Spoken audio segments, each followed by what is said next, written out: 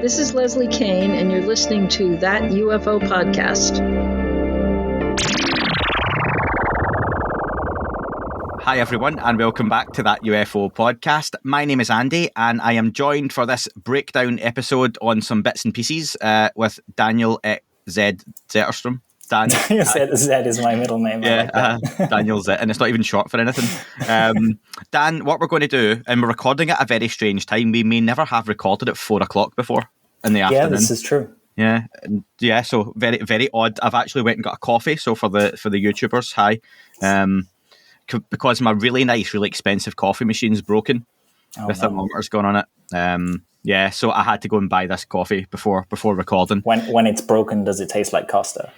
It doesn't work at all. So I need to get an engineer to repair it. So Starbucks on the go today. But it's a Sunday, and we're going to do a little breakdown on Chris Mellon, some points from Chris Mellon's interview with Chris Cuomo. We're going to look at that Sol Foundation and the announcement of the conference it's putting on next month, and the heavy hitters that are taking part in that. And then we're going to touch on the Monsters of California movie, Tom DeLonge's directorial debut that's just came out. We're not going to do mega heavy spoiler movie review because it's not a movie review podcast, but we do like movies, and it's a UFO one, and it's one we were looking forward to. So there's going to be a separate recording straight after that. If you're on any of the paid feeds, it'll be behind there. Just as a bonus, and thanks to the people who do support the podcast in that way. And if you don't want to pay and you hate that stuff, then sign up for a free trial and cancel straight away on Apple and Patreon. You can do that. Awesome. Dan, let's kick off with the Chris Mellon interview. The rarer spotted Chris Mellon, who appeared on Chris Cuomo's YouTube channel. Chris Cuomo is a news anchor, isn't he? Because at first I thought, I don't know why, but Chris Cuomo was a former politician. And I've got no reason for it. He just looks like he might have been. I guess, he looks like the type. I can see where you're coming from. Yeah, sure. I don't. It maybe reminds me of someone. I'm not sure, but he appeared on the Chris Cuomo project. He's a News Nation anchor. You can check that out on YouTube. I'll put the link for Chris Cuomo stuff in here. I'm sure he'll appreciate that with his 2 million Twitter followers. So hi to all of you. Go and check out Chris Cuomo's if you haven't. So yeah, Chris Mellon done an interview. He doesn't do many of them. Chris Cuomo's quite a big name, though. There was a lot. It was only, 45 minutes long, I think, if you watch it. Yeah. It's almost 10 minutes. He only comes on after a few minutes. And I think it was 10 or 11 minutes into the conversation before we actually get any UFO chat. And it kind of builds up from there. It's all kind of governmental conversation before then, bipartisanship, intelligence community conversation. So if you did skip it, you wouldn't miss anything. Which I thought that stuff was interesting, just in the sense that it really shows you how well Chris Mellon knows his politics. Like, if you've ever doubted the man's credentials after listening to this, you'll be like, oh, wow, he knows what he's doing. He should work in government, you know? Yeah, I imagine to get to the ranks of Undersecretary of Defence, or Undersecretary of Defence for the Intelligence Community, something, whatever his massive title was at the time, it takes a bit of work and respect and clout to get there. And that's why someone like myself, I put a lot of weight in what he says. And like I've always said, Dan, just to caveat, if we find out one day it was all nonsense and multi-millionaire Chris Mellon was in the UFO topic just for a few bucks, which I'd be surprised about, I would go, and then move on from there. But no, it was good. Early chat isn't UFO related, like I say. Government's functionality, intelligence community, and inner workings. He mentioned that the video he got released was fine and not classified. And one of the interesting points early on, Dan, was how some of those same videos that were taken from the same crafts, as in the aircrafts, and sensor systems are being blocked. And he was trying to make the point that that's not legal and wouldn't stand up in a court. So there are other videos, such as the Tic Tac, the Gimbal, the Go Fast, that could and should be out, but he feels are being illegally blocked, which is good to hear. This is kind of one of the points of contention, isn't it? That there's this blanket erring towards secrecy from the DoD and the US government. And it's been in the news a lot over the past few years, the declassification conversation, not just about UFOs, but about other things as well. So there seems to be this big push in the direction that we in the UFO community really want to see things go in. You know, when they can release videos of drones being hit by jets from other countries in stunning HD and they don't cut anything off, why aren't they releasing these apparently innocuous UFO videos.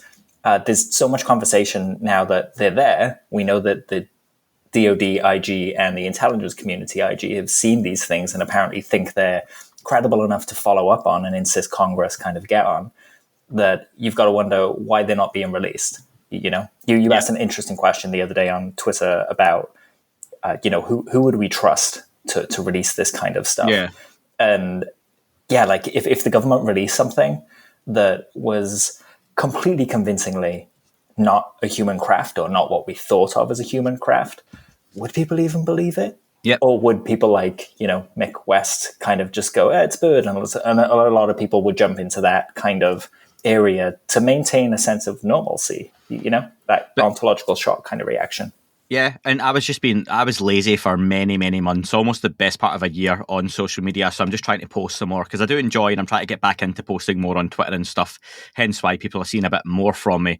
But on that point, Dan, I even meant as far as if the US Army wheeled out a flying saucer and went, yeah, this is something we recovered, would people even believe that? Yeah. I think it's so split these days, and that was like my point, isn't it? That, yeah, is that official disclosure a thing that people should even pursue? Otherwise people, what are they getting at here? Why are they bringing out this technology now? And to be fair, we would probably be the same. Yeah, we would be trying to weigh up both sides, right? Like, okay, if it's real, X, Y, Z, but then on the side of caution, what are they trying to distract people from? Yeah, on that, again, as a slight sidebar, but related, I was listening to Howard Hughes' recap earlier on from, Talk TV and Talk Radio, Talk Sport. I grew up listening to the kind of Howard Hughes stuff, being based in the UK and a big Talk Sport, Talk Radio fan. And he had Jaime Maussan, Jamie Mawson, as we used to call him, Jaime Maussan on. I still can't get past that's what that guy sounds like. Do you know what I worked out, Dan? What I thought Jaime Maussan should sound like and why it's been so... He looks like... the dude that plays Commander Riker in Star Trek. Sure. I don't know his name, but I can picture him. He does all the memes, it's fake, it's a lie. Yeah. He looks, and that's so annoying, I can't remember his name, but he looks like he should sound like that. And then you hear his voice, and you're like, that does not... Yeah, I know you're looking it up now, aren't you? I am, yeah. You have to. So Star Trek Next Generation. Jonathan Frakes, yes, there you go. So he looks like he should sound like Jonathan Frakes. And it really upsets me when I see his face. I think I mentioned recently a podcast I listened to, Plumbing the Death Star. Very quick shout out. Absolutely love it. I've told Dan about it for years. Australian guys, they're from New Zealand, Australia. Funny as anything, and they do a lot of really geeky stuff. They're amazing, but they've just started doing YouTube as part of it as well, and I've seen them for the first time, and their faces don't match the voices, but in the group I would say he sounds like him, and blah blah blah. But anyway, sorry, I'm getting sidetracked. But Jaime Maussan was on Howard Hughes, and he was talking to Howard about obviously the mummies. It was quite a quick piece. It was like 10-15 minutes interview, and Jaime Maussan's quite fiery on it, and he's very emotional, which was fine. It was so some of the points I may have misconstrued slightly, but he was very much pushing that those bodies are real and genuine, and this goes back to the point about would we believe the government? He's saying that people are just coming out and believing the lie that these aren't real. He has offered to pay for 2 or 3 like scientists, if people who are academics from Oxford, etc. I think they use Oxford in the interview. Oxford in the interview as an example, to come out to Mexico and study the material and the bodies and everything like that. He says that he also went back, and this is something I may or may not have got confused, and I listened to it this part twice and I couldn't work out. Howard Hughes brings up the previous mummified body that turned out to be that of was it deformed child, but from some time ago. Yeah. He seemed to still stick by that was genuine, and that the bodies that were shown later on pictures and such weren't initially what they presented, and he sticks by what he presented at the time. So that it was, like I say, a very short piece. It's on Howard Hughes. If anyone wants to go and check that out, I recommend it. But Jaime Maussan very much sticking by this, and there is that thing of I would love if it was genuine, and I do hope people do still take up that opportunity to study this properly. And if that is the case, that like we believe they aren't genuine, then fine, it can just be gone. But Sure. while there's still that element of, can someone go and study this properly and give us a clear answer, then it remains open, doesn't it? But you wonder, is there that element of, that may be someone trying to get, and this is such a long way of saying this, but trying to get that smoking gun evidence out, and just through a couple of lies, even people like us, Dan, are me and you poo-pooing that far too quickly and just going with one side of it rather than the other. Well, I remember when it came out, we spoke about it, and we said, maybe this is the one thing that Jaime is doing that isn't a hoax, and you've got to allow for that chance. But we can only lean back on science and kind of say, you know what, let the scientists do their thing. It's awesome that he's inviting people and he wants to pay for independent study of these things. There seems to be enough interest that someone will take him up on that. Yeah. The initial reveal is still kind of clumsy. Again, I think I said at the time, if it is an unknown species, it's an anthropologist convention thing. It's not a UFO hearing thing. It's just an unknown species, and you've got to build from there. There's no point of origin. There's no star map on their chests or anything like that. It just seems to be, kind of like Homo floresiensis, like a small species that we didn't know about. We can't say that it's alien. We can't say that it did X, Y, Z. It's just an unknown. But yeah, people should go do the science because we've got to lean on that. Yeah, an interesting comment I thought Chris Cuomo mentioned, and this kind of backs up, and I like the fact that Chris Cuomo has a big audience and it's not a UFO audience, right? And he mentioned on the show, and I really like this, to Chris Mellon, he got more joy speaking to sources from the intelligence community about the whereabouts of Osama bin Laden than getting any substantial information on UFOs. And you can imagine how sensitive that subject is and was, especially at the time, when there's a journalist saying, I was trying to get info on that and I got more luck chasing up where he might be and what was happening with Osama bin Laden than I do still trying to check, about UFO information, which just shows you this is, as stigmatized as it is, it's a hell of a sensitive topic at the highest levels still. And people can forget that, I think. Yeah, 100%. We always hear about this religious angle, and Chris kind of brought that in. Chris Cuomo brought that in, I should say. The two Chris's, they should start a show together. They were talking about the religious angle, and Chris Cuomo kind of finished the show by saying, if you choose to believe in God, but you can't see room for other life in the universe, I don't know what to tell you. That's a little bit crazy that you can't balance those two things. And we always hear about people inside the Pentagon supposedly having this religious slant to it and being worried that these things are demonic and things like that, so they just stop studying them. It's not the way to go, and we've got to be open to the science on these things, and faith doesn't come into it. We're talking about data, and data doesn't lie. This is kind of, if we had the data, the trust thing wouldn't be so much of an issue if it was public. And this is one thing that Jaime has actually done pretty well, and the people that he's been working with. I've seen people on the genetics forums, on subreddits, being able to download the source data, and they think there's a lot wrong with it. But the point is, it's available. The raw data is available for people to look at. And whether it's a hoax or whether it's real, the balls on these people, if it's a hoax, to tell scientists to come look and think they can trick them, it's interesting. Yeah, that is calling your bluff to the nth degree, isn't it? Yeah. I'll pay for you to come and look at it. And then they come out there and it's like, you know what? I've left them at home. Yeah, sorry. Your flight's tomorrow. I can't get into my apartment because it's getting fumigated. Customer service can't move it. Sorry, there's no. Just what are the odds? You mentioned, and I don't know why I'm bringing this up. I've made the note to do it just because of something you said there. I saw a clip on the religious side of things on Reddit the other day, and again trying to just post more on socials. Busy life, all that crap, but yeah, that's just excuses. I saw something on Reddit, and it was a former astronaut who was quite elderly now, and it was a really frustrating point. And I remember posting on the thread, he was trying to say, to paraphrase, and I can't even remember his name. I'll try and find a link on Reddit because I posted on Reddit, and I think it was in the High Strangeness subreddit.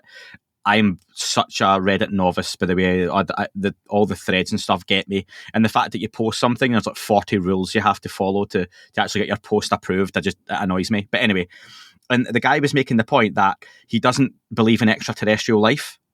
He's an astronaut. And I made the point, this guy has seen the wonders of the universe up close, closer than anyone who's ever existed has or ever will. and he doesn't believe in extraterrestrial life, but he very much believes whatever this phenomenon is demonic. And I was like, how it's so close-minded, and it's that. And I've spoken to so many folks of a religious background that are so open-minded to what this may or may not be, but he was so closed-minded to the fact that, and that's why I get the impression people within the US government, we hear about these factions that are very right, not right-wing, but whatever the extreme religious side of things is, that they're, whatever Christian it is, can't remember. Sorry, folks, I'm not offending anyone. Diddums. But that those kind of factions, fundamentalists, that's what I'm thinking, yeah, that are proper fundamentalist Christians, and they will not hear anything other than it's angels, demons, and it's God's word, and the Bible's true word for word. And this is the way this guy came across, and it was so frustrating. And thinking that's probably what you're up against within the halls of government, where these folks are like, we're not entertaining this conversation. We're not talking aliens, dimensional beings, any of that stuff. It's angels and demons fighting each other, and God is the be all and end all. That was pretty frustrating from the religious side of things. I don't know if you'd seen that, Dan. It was just a couple of minutes clip. I didn't, but it's relevant because that it gets touched on in the Cuomo thing. Plays a little role in Monsters of California as well. The religious angle is real interesting because we all talk about these books containing essentially like really early UFO encounters, like the burning bush and the light to Bethlehem and things like that. Yet some people can only read it kind of literally, right? When these are meant to be allegories and tales. And I think the first book, I don't want to quote because someone will kind of tell me how wrong it is, but we're talking like hundreds of years passing before the first book of the Bible was written, after the events of it. I can barely remember what happened last week to write it down, and then you've got like 10 different versions from 10 different people. And that is supposedly a record of, our interaction with this phenomena. And when you talk about fundamentalist Christians, it's kind of odd that, they start with God made the world, then there was light, that kind of thing. And I mean, how old is this book compared to the age of the universe and the age of the earth and stuff like that? And there's no room for the outside bit. They take 0.1% of the universe and just entertain that as fact. And then everything else is up for debate. And yeah, it's a really strange viewpoint for me. I feel like those words, like angels, like demons, they have specific meanings, Yeah. If we say demons, we're talking about the devil and poltergeist and things like that. That's the kind of idea people have. When other cultures, we have the jinn in the Middle East and everyone thinks of those as demons. And it's like, no, they were just energetic beings without a body. So just like humans, and they were varied. Some of them were, annoying and would mess with you. And most of them were just normal and innocuous. And it's just another world, or a dark biosphere, as someone like Eric Davis or Gary Nolan would call it. So to say, these are just labels that we're putting on things. And it's weird to be scared of a word to me, Yeah. Reminds, I've mentioned this a long time ago, and lots of new listeners and viewers since then on the podcast. So hello. One of my favourite jokes ever in Red Dwarf was about a new page of the Bible being found, and if true, it goes at the start of the Bible and reads, "To my darling Mary." All characters portrayed within this novel are entirely fictitious. Any resemblance to those are living, and I just thought that was so good. That was funny. Yeah, that's great. Love it. Miss it. Oh yeah. Main takeaway from this one for me was Chris Mellon really repeating something that, but again on that bigger stage, that these cases, there are cases. Sorry, he doesn't know how else to explain other than it's ET, because Chris Cuomo kind of phrases it a certain way, and Chris Mellon's very careful to say, "I'm not saying it's ET, but there are cases such as the Nimitz." Given all the data available that he has seen and been privy to, it's hard to explain any other way other than this is something that isn't human. And again, there's that going out to a big audience. Chris Cuomo's taking it very seriously. I think he puts a lot across some very fair questions. I'd love to see Chris Cuomo get the chance at that sort of interview, but maybe a longer form. I get Chris Mellon's a hard guy to kind of nail down like that, though. Yeah, it's intriguing that Chris is holding on to that ET kind of angle, because you could argue, that's a specific lens again. But yes, what if he's wrong? And what if it's interdimensional, or is he just deliberately playing? Because he doesn't come on podcasts like this. He does big, high-end 5-minute news pieces or clips in a show, or like it goes on like a really big YouTube show less like is that. More for Chris. Absolutely. So when he comes up, you kind of listen. And maybe for him it's still the case that, do you know what, I'm better just going out right now with the ET hypothesis on this. And then when people tune into the conversation, maybe we can start dipping in a little bit more of, there's not human. It doesn't mean it's extraterrestrial. Maybe it's something, and then the conversation changes. But maybe just from Chris's point of view, not working potentially as close as he did 5 years ago with Tom DeLonge, Lou Elizondo, Steve Justice, Hal Puthoff, that we can see on the outside of things. Maybe for him, this is still the best course of action, and let's go with ET for the moment. Yeah, absolutely. And it's the most understandable for any audience as well. Compared to 100 years ago, now we regularly see pictures from the James Webb Telescope that show us our place in the universe, that really, make the brain war and think, like, if all those solar systems are out there, all those galaxies, they all have planets and stars and so on and so forth, we can't be alone. So the ET hypothesis is almost a comfortable one now. We're almost accustomed to it. I think that it was something like 70% of Americans believe in extraterrestrial life now. So it's not that crazy a claim. Whereas when we're talking about stuff like AI and avatars and robot bodies, that stuff it's still stuff that the general public doesn't really understand. It's kind of new in terms of technology, like ChatGPT. I still talk to people that haven't even heard of it. Whereas you wind the clock forward 10 years and we're all going to have it on our phones and we'll all know what it's called. And, so we'll be more accustomed to that conversation then, and we can start having that AI conversation in a deeper way. So I wonder if that's a part of what Chris is doing too. Absolutely. Anything else from that interview that was worth bringing up for you? Only that, there was a good quote that he had where he said, somebody else's space program has found us. Why would we be surprised if we encountered intelligent machines from somewhere else? I feel like that's a nice little summary of Chris's hypothesis for what we're facing here.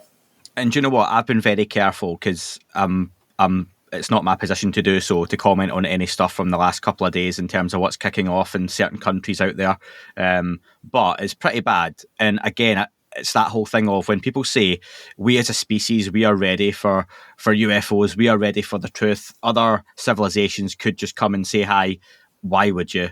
Look at the mess of the planet, from a view from the outside. So I think it's incredibly egotistical for anyone to look and go, yeah, aliens would solve all that. That was something I spoke to Ross Coulthart about. And yeah, it's just, I think it's very human in a bad way to look at the lens that, yeah, we're ready for all of this when we don't even look ready to be a civilized species on our own. Yeah, exactly. A lion tamer going into a cage where 50 lions are fighting, they're going to take different precautions, right? They're probably going to stay back until everyone calms down a bit. We're probably facing the same kind of thing.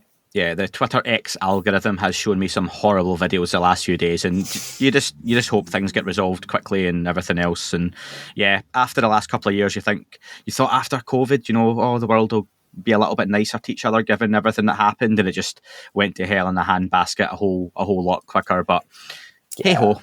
So one other thing to mention as well is that Chris does say at some point in the interview that he has friends at Lockheed who he's spoken to about this stuff and talked about the performance of these craft that we're filming.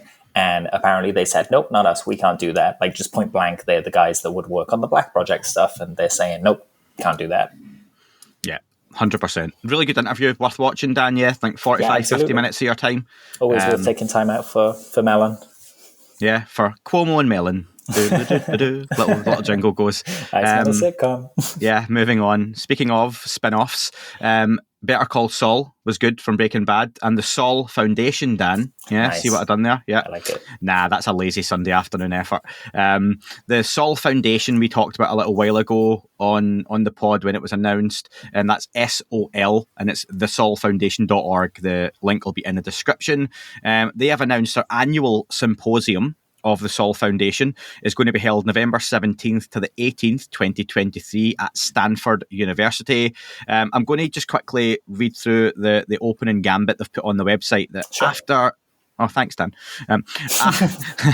After decades of undeserved marginality, UAP are enjoying unprecedented levels of public interest and newfound legitimacy in academia, government, media, and even venture capital. Yet, this sudden turnaround is deepening rather than lessening the enigma of the phenomena, revealing not only all the questions about them have gone unanswered, but many more that now must be asked. they put some questions on there such as, are some of these UAP and undersea objects technological and non-anthropogenic?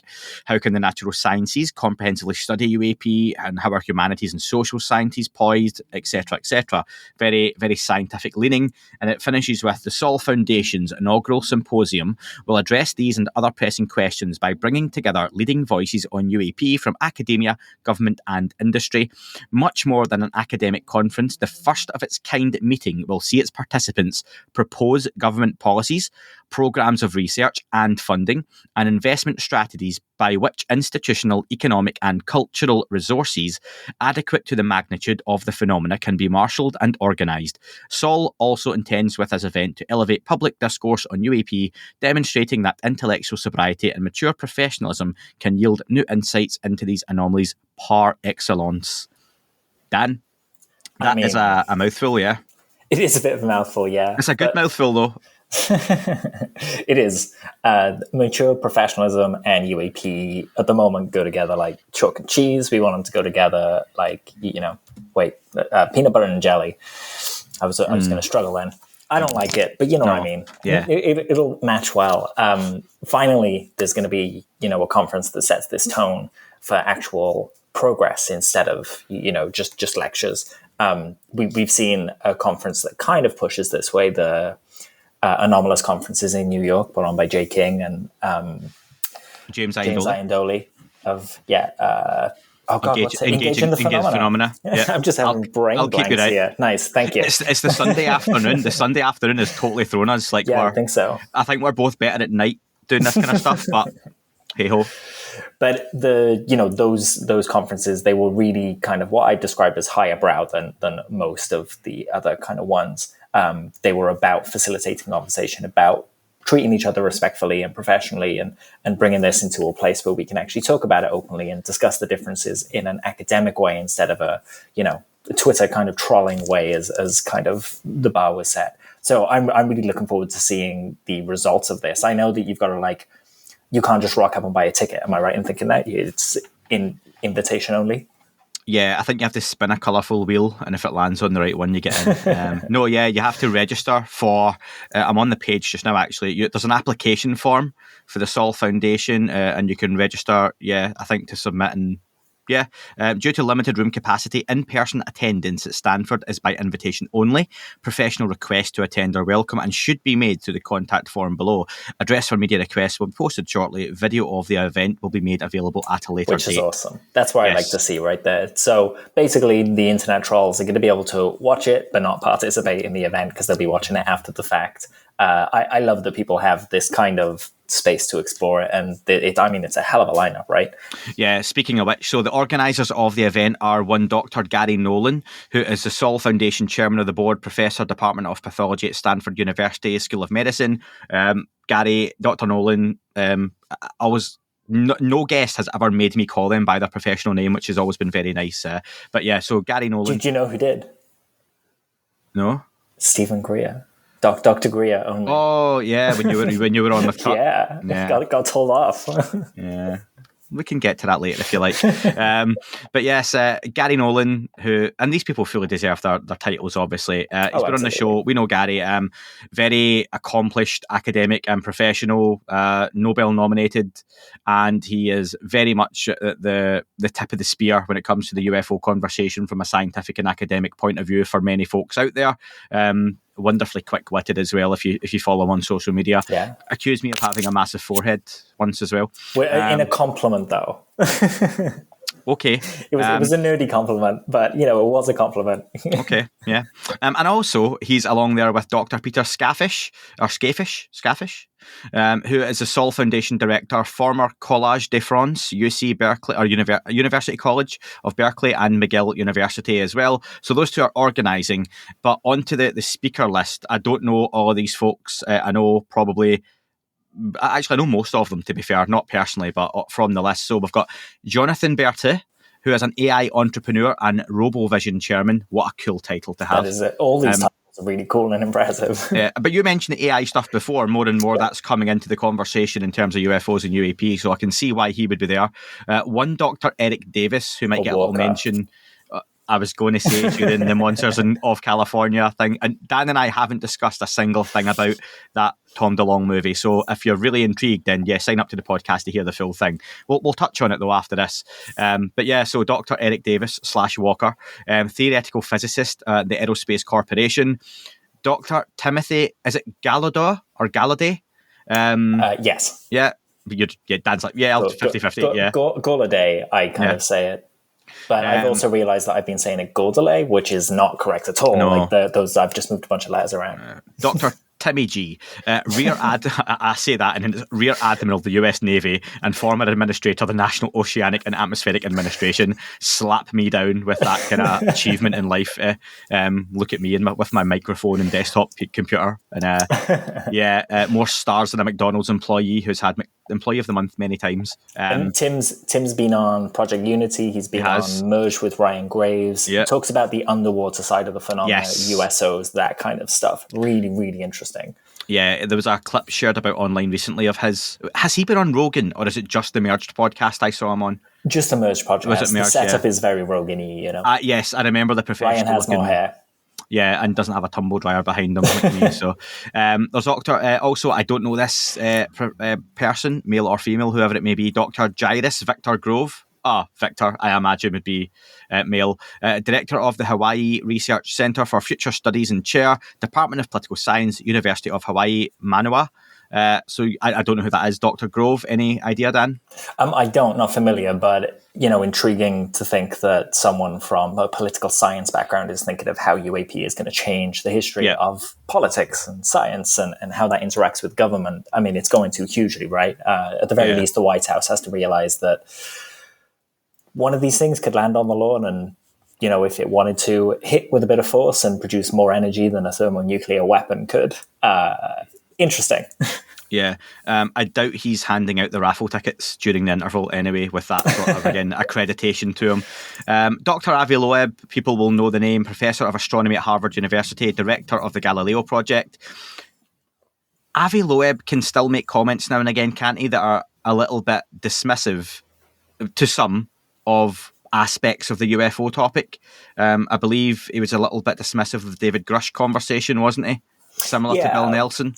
He's very data driven. But what I like about Avi, and though, Avi would be like, it's fine to disagree, I think we'd have a really interesting conversation about, let's just entertain these things and come up with a bunch of ideas of where they could come from. He would take 10 minutes telling you why it was okay to disagree, but then why he was correct. But we can see from the paper he produced with Sean Kirkpatrick about like the limits of if there was a ship in our solar system and if it produced a bunch of like probes, like dandelion seeds that came to X amount of planets. He's all about kind of finding the physical limitations based on physics that we know now. What's frustrating is that he doesn't entertain the kind of, the faster than light warp drive type side of things. But I think that's okay. He's essentially on side kind of saying, yeah, it's a possibility. It's crazy that people don't think it's a possibility. And truth is, we can talk about warp drives till we're blue in the face, but no one's made one. So we don't even know if they work or if it's just, some healthy speculation there. So totally fair enough that Avi, will toe that line. And I think by towing that line, he's showing that you can bring science to these things in a really pragmatic way without getting crazy before getting the results, Yeah, there's a great spin-off series, I think, there for Star Trek. It starts off, they've all got warp technology. Can you imagine the spin-off where they're trying to design it and the ships just keep disintegrating when they start up? But yeah, it's got to start somewhere. Next up, Leslie Kean, journalist and author, UFOs, generals, pilots and government officials go on the record. That was her initial book. Leslie Kean's been on the podcast before. Also, in a way, makes an appearance in Monsters of California, again, under a different name, obviously. Well, it's not her, but it's meant to be her, but we'll get to that. We can see why Leslie's there. Charles McCullough III, Inspector General of the Intelligence Community under the Obama administration, and also David Grush's lawyer. Absolutely. And this is a really intriguing guest. It's the first time he's going to be speaking publicly. He left his role at the law company, supposedly, because that law company only represents government employees. David Grush is no longer a government employee, so he had to leave to carry on representing him. He was also sat behind David in the hearings, advising him when he kind of, to toe that line to not get a slap on the wrist for revealing information he shouldn't. Really, really curious to see him talk about this because he's going to have some interesting inside baseball to share, I think. We hope. Christopher Mellon, part of this, so bang, straight away, it's name after name here, really, isn't it? Former Deputy Assistant Director of Defence for Intelligence and Staff Director for the Senate Select Committee on Intelligence. Say that 5 times fast. I just did, just in the Scottish accent. So Chris Mellon appearing at this as well to talk. Wonderful. Again, if that wasn't already worth it, Dr. Diana Walsh-Pasulka, Professor of Religious Studies, University of North Carolina, Wilmington. Diana's coming on to discuss her new book when that's released in a month and a half or so. I've been lucky to get a copy of that already, so I'll be giving that a read soon. Our new book's called Encounters. I think you can pre-order it, but always good to hear her. Probably has my favourite accent in all of the UFO community. Diana. Yeah. I mean, sure. That's it. I mean, she's wonderful to speak to about the UFO topic as well, because she's got that wonderful mix of that religious studies background and open mind and thinking and talking about the UFO subject. And you know what? Can be quite, peek behind the scenes, Dan, not to go into the conversation, but she can be quite prickly sometimes on UFO socials, can't she? If she doesn't agree with someone, and that includes like peers and other academics and scientists, she'll give her opinion online, which is wonderful to see as well. Yeah, absolutely. She's not afraid of getting into the discussion, and she's one of these people who's very aware of lenses as well. She just chooses to study this through the religious lens, and you can see her point as well. People believe things on faith in this community, and faith is religion. Everyone has their line, and it's interesting to see someone exploring that. Yeah, as George Michael once said, you gotta have faith. No, at Club Tropicana drinks are free. Yeah, I could go with that one. Last two, Dr. Beatriz Villarroez, Director of the Vasco Project, Assistant Professor, Nordic Institute of Theoretical Physics in Sweden. Not that kind of Nordic, I don't think. I don't know this particular Dr. Villarroez. Not familiar, but the Vasco Project is the vanishing and appearing sources during a century of observations. It's talking about transients and probes. So like the flashing lights that we see in space that, some of them turned out to be supernova and things like that. This is what Dr. Beatriz studies. So it's interesting seeing her apply to this, because you essentially, people see these transient moon flashes and like to claim that they're UAP. They could be. We don't know what they are, but it's great to see that project is open to exploring this possibility. Yeah, and cherry on the cake, Dr. Jacques Vallée, computer scientist, venture capitalist and author, amongst many, many other things. If you listen to this podcast, you'll almost definitely know Jacques Vallée. Lucky to speak to him some time ago on the podcast. Am I right in saying, in terms of that venture capitalist element of things, Jacques Vallée was one of the pioneers of the internet in its early days? Yeah, that's right. Something called ARPANET, I think it was. He helped make it, and those protocols got adapted for the general internet at large that we know today. So yeah, really cool. Really, incredible pioneer. Yeah, that's a hell of a list. And when that comes out, we'll be just discussing it, no doubt, obviously, Dan. But I wonder, a couple of things to ask you, right? What do you expect when, as a consumer, you go to an event like this? Not just a UFO event, right? But with that sort of lineup, scientists and academics discussing various aspects of the UAP topic, what's your actual expectations going in to come out with? Well, my expectations, I know you said don't think about the UFO events that I've been to, but they inform my expectations, Yeah. So I would expect a bit of speculation. I would expect a bit of healthy conversation on the human effects of this stuff, and to meet a bunch of people that, are like-minded. In this case, that like-mindedness is going to be very academic driven, but there's also going to be policy proposals. So I wonder if those policy proposals are going to be shown in this event, or if they're going to come from discussion that's had during this event. It would be really cool to see that they're actually proposing this stuff. We know that David Grush was kind of involved in an ancillary way with the Sol Foundation, and that they already kind of informed some of the legislation that's going through, hopefully this year. So, yeah, it seems like a productive one. My expectations are kind of askew with it, because it seems like something we haven't had before, right? And the fact that they're not taking money to just have anyone come in, and the same with videos are available later. It doesn't say they're free, but I would hazard a guess that they're not interested in charging a lot of money for these things. And they actually want to advance the conversation instead of just become a business, Not to say that if they did charge, it would be a bad thing. No, I think to be fair though, not play devil's advocate, but look at the other side of that. Given the application process for tickets, I imagine if you're someone turning up with a background that you are a venture capitalist and you've got some money to invest and fund something, then you're probably going to be nearer the front of the queue than if I applied as, podcast host, can I come and watch?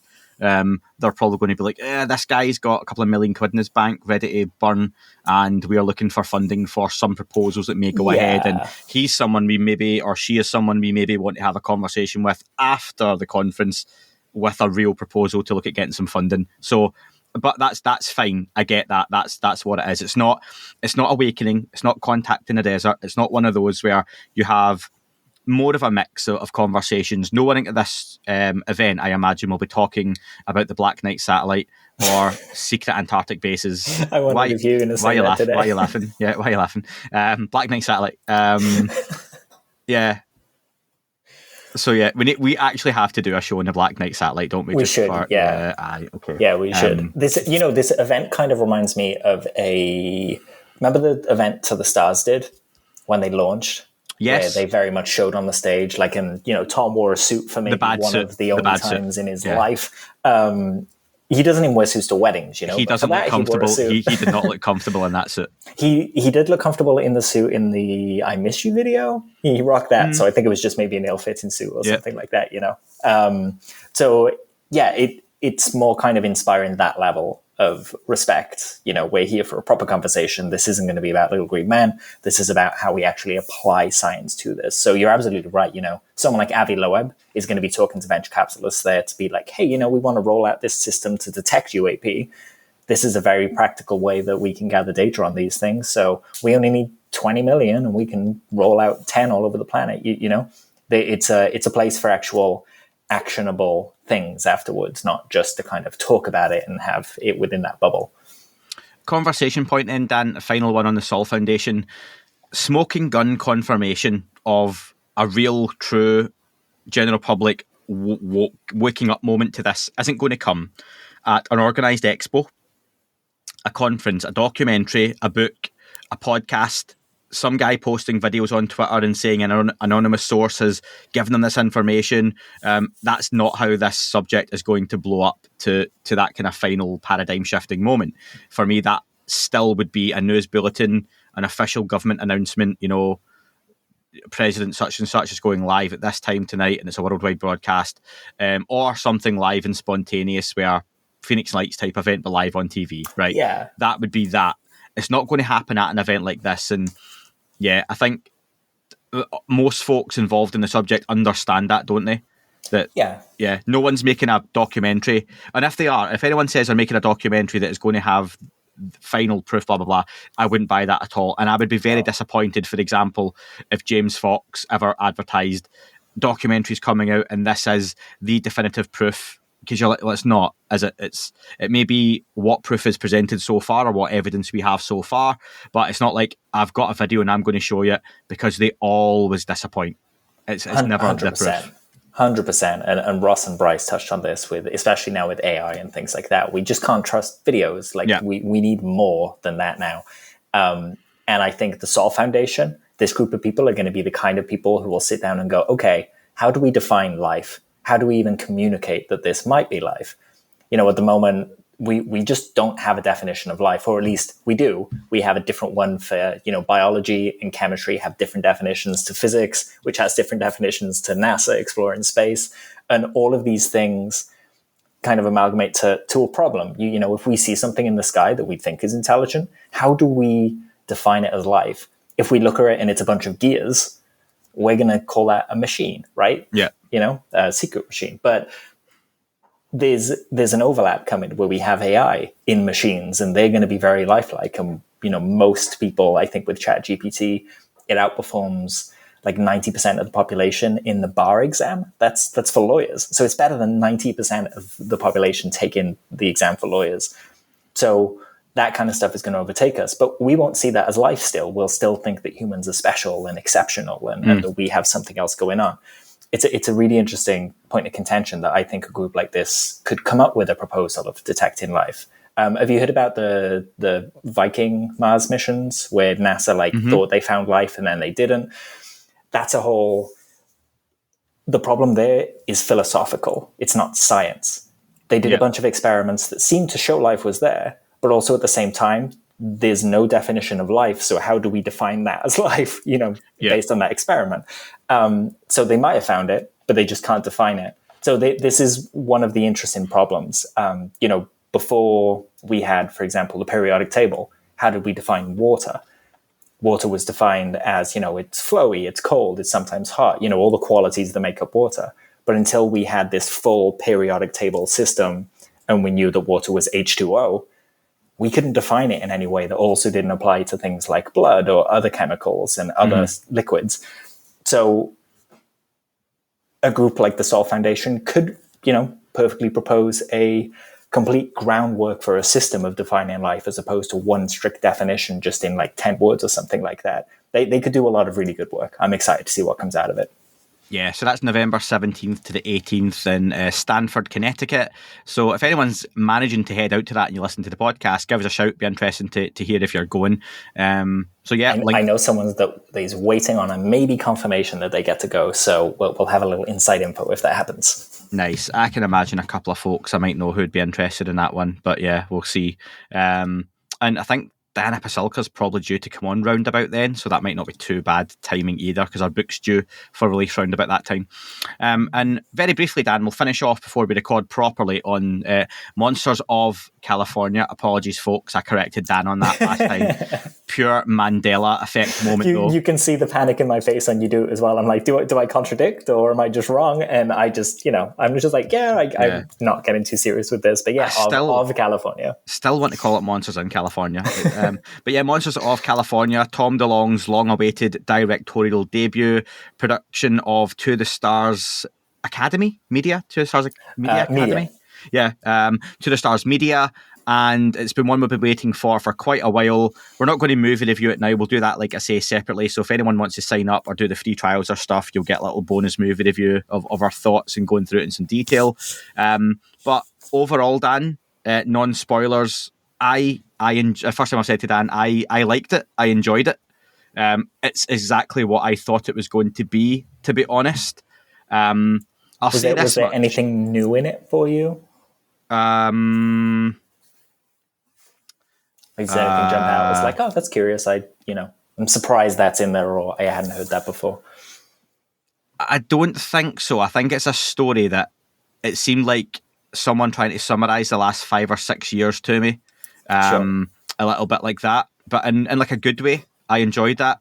It was like American Pie meets Scooby-Doo. I love that we're gonna have our comparisons. I've written down here that it's like Kevin Smith meets Spielberg. Yeah, I can see that. Yeah. So I'll just say, for an indie movie with no doubt a relatively small budget, they got your sweet To the Stars investment money, Dan, and spent it on a film. That was it. It was just £300, British pounds. The whole film cost that. But I think they've done pretty well with that budget, and I've seen films with bigger budgets with far, far, far worse CGI. Let's put it that way. Moonfall came up the other day, didn't it? In a chat. Moonfall is exactly horrendous. I was like, how is that millions? Like this big budget thing with this massively bloated story. It looked like it wasn't finished. Yeah. I would say that Tom proved that he can make a better movie than Moonfall with this, and that builds well. Like maybe this was a test bed because he wants to direct some episodes of Secret Machines when Legendary make that. I think he proved that he's got really competent directing chops here. Yeah, it's got Easter eggs in it. Then we'll discuss those at a later time. Is there anything, if you want to just share one, maybe that jumped out to you, Dan, that you think? Ooh, that's not spoilery. Well, so for example, I'll just give an example of a few. If you're a Tom DeLonge fan, there's a lot there for you if you've been following him creatively. There was one scene that I kind of got a little chuckle out of that was set in James's Coffee Co. And one of the guys working on the register at this coffee place was Matt Rubano. So James's Coffee Co. is partly owned by the guitarist David Kennedy from Angels and Airwaves, and Matt Rubano is the bassist from Angels and Airwaves. So like there's a lot of Tom friends and stuff in it and like nods. So if you've been following Tom creatively for a while, you'll get a kick out of a lot in this, little musical cues and stuff like that. In terms of kind of the content of the film, I would say that without spoiling it, the idea that, we're all connected. And there is a bit in the film where one of the characters just lays out the whole thesis, like I guess Tom's thesis for the whole thing. Again, I won't say it here. People should go watch it and see it in context. But that was interesting. One of the Easter eggs that jumped out to me was, so there's a character in it called Toe, the guy with the floppy hair, always smoking, Stoner. Funny guy, the funny guy in it. So Toe obviously is a nod to Theory of Everything, but not Kurt Mungle. It's a nod to something called My Big Toe by Tom Campbell. And you can look on a website. I'll give Andy the link so it can be in the comments here. But basically, Tom Campbell, he came up with an evolutionary scientific model explaining why the physical universe emerges from consciousness and how this gives purpose and meaning to our existence. And this guy was a nuclear physicist who worked with NASA as a risk analyst. So he is, champion essentially drug-free research into altered states of consciousness, exploring the idea that consciousness is fundamental to the universe, and UFOs supposedly work through consciousness. So that's all in play here, I would say. If you're intrigued by the consciousness angle, go have a look at mybigtoe.com. I've just put the link in the description for me to copy and paste as well. So yeah, that'll be there. I found it. And yeah, it's not available in the UK or anywhere else really outside the US yet, is it, Dan? And it's available on Apple TV and Amazon Prime. Yeah, that's right. So we did speak to the producer, Stan Spry. He works with Cartel. He helped release things like Creepshow and things like that, mostly through Shudder, but he does really good work. He let us know that the international release is being worked out and a distributor is selling those rights now. So it will be very, very soon that we'll see the movie. And I know the DVD and Blu-ray comes out the 5th of December. So I would expect it before then, at least, Yeah, I would hope by the end of the month you can buy it elsewhere. Yeah. Totally separately, Dan, like, NordVPN has always got discounts on, doesn't it? But that's nothing to do with the podcast. I just want to mention that to people. You get free VPNs and stuff, but I don't even know why I'm bringing up a VPN that would change your location to be a different country to do stuff like that. So yeah, anyway. And there are certain bank accounts that let you make foreign cards for use in foreign countries, virtual cards, that kind of thing. So if you felt inclined to sign up for NordVPN, and I'll stop you there, Dan. You're going to end up with a torrent of abuse. Torrent. But yeah, so yeah, you might just have to wait, folks, otherwise. But yeah, we're going to review that now. So we'll cut it there, Dan. And if you're going to listen to this, it's going to be out after the Ross Coulthart interview, so in a couple of days' time, early next week, or you'll be listening to it early if you're on the paid feeds and stuff like that. So thanks very much for subscribing to the podcast in any way, shape or form. I've not asked for a while, but can you leave a review if you haven't done so already? That would be fantastic. You Apple Podcast folks, go on, 5-star review, clicky. Spotify as well. Send Tim Cook an email, timcook@apple.com, let him know about the podcast, and direct reviews. It'd be good. We'll be in the next Apple presentation then. Yeah. I want to get Apple Podcast Twitter account to retweet the podcast or something, because they always tweet random, like, smaller podcasts, like grassroots podcasts and stuff. But yeah, anyway, thank you, folks. Thanks for joining us, Dan. Sunday afternoon. Thanks to everyone for the Ross Coulthart feedback as well. Couple of guests coming up. If anyone does want to send in questions for it, I keep forgetting to announce these. Terry Lovelace is coming on to discuss his Reckoning book, which is Other Cases. And we mentioned this at the end of the interview I done with Terry at the start earlier on in the year, where he has had people from all over the world message him about their abduction experiences or different experiences with UFOs. And also he has a book out on near-death experiences as well that he's co-authored, and we'll touch on that too. And also Mark Hartzman has a book out, Are We Alone? I believe it's called. I'll be discussing that with Mark Hartzman. And also Jeffrey Kripal will be coming. Kripal, isn't it? Yeah. It is, yeah. Lovely dude. You're going to have such a great conversation with him. He was amazing to meet in New York. Yeah, Dan had spoke to him in New York, and he's been on various other podcasts, Quantum Witch, stuff like that as well. So looking forward to finally getting Jeffrey on the podcast too. So yeah, thank you very much. We'll round up there, Dan. Let's hop over to the as they do in Wayne's World. Fade. Yeah, fade and end. That is all for this week's show. Thank you very much for listening. Please remember to leave the podcast a review on your chosen platform. You can like, retweet and subscribe. That would all be very much appreciated. The shows are being uploaded onto YouTube as we speak more and more. You can sign up at patreon.com/That UFO podcast to access the shows ad-free as well. Please get in touch on Twitter, Facebook, Instagram, That UFO podcast. Of course, on Twitter, it's at UFO UAPAM. And again, folks, as always, keep looking up. You never know what you might see.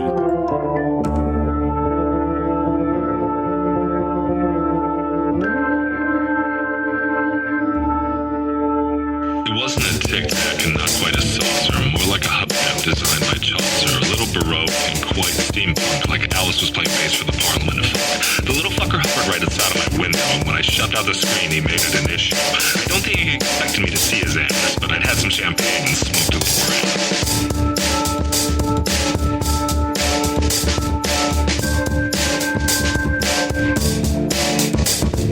Meditative Gamma State full-on meta. Can't imagine how it could have been any better. I got to the top of the stairs and there he was. Like, you awake? I was about to abduct you, cuz.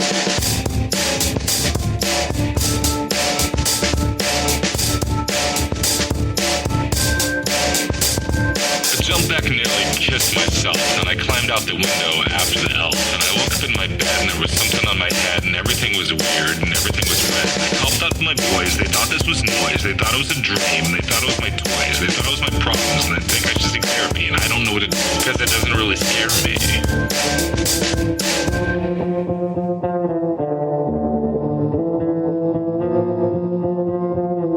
If you really want to know who I think may be, then against you and me and us and we and him and her and that and she and that thing over there and what's that, Jake?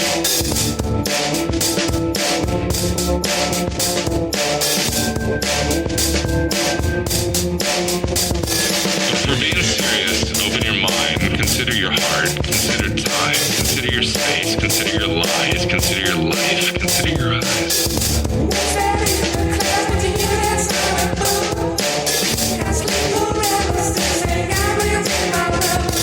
It wasn't a tic-tac and not quite a saucer. What's that in the class with you that's on a boom? Got sleep paralysis and got wheels in my room. It wasn't a tic-tac and not quite a saucer.